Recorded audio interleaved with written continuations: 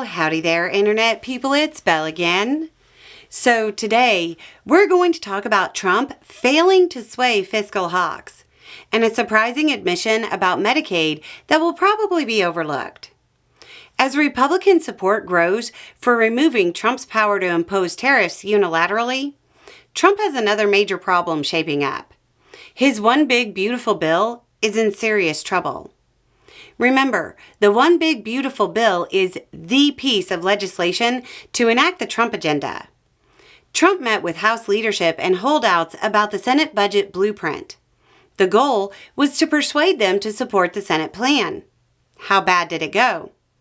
Well, Andy Harris, who chairs the Freedom Caucus, said, quote, "There's nothing that I can hear at the White House that I don't understand about the situation."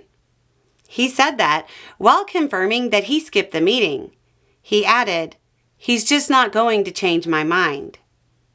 I say again, the chair of the Freedom Caucus didn't even bother to show.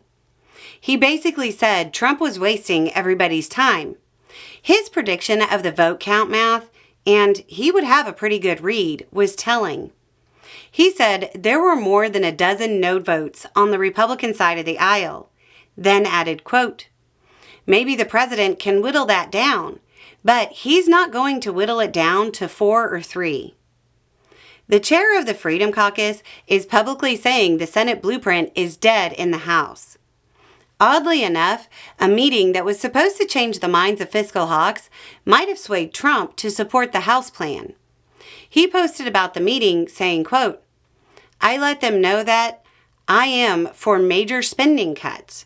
We are going to do reductions, hopefully in excess of $1 trillion, all of which will go into the One Big Beautiful Bill." Keep in mind, the Congressional Budget Office has now officially said they aren't reaching House numbers without massive cuts to Medicaid. If Trump supports the cuts, he supports cuts to Medicaid and children's health insurance. What about the Republican holdouts who attended the White House meeting? Well, Chip Roy was pretty direct when he simply said, quote, "I'm still a no." Trump might have made headway with some others, but based on early reactions, the vote count math of Andy Harris seems solid. We'll know soon because Speaker Johnson wants this to go to the floor this week. There was talk of a vote yesterday, but it didn't happen. If it goes to the floor, we'll see the vote count. If it doesn't, it's safe to assume they aren't even close to the votes necessary to pass it. It's worth remembering that if it doesn't get a vote by Thursday, we're looking at weeks of delays. Between the trouble here and the growing rebellion over Trump's tariff tantrum, the words lame duck are starting to be thrown around.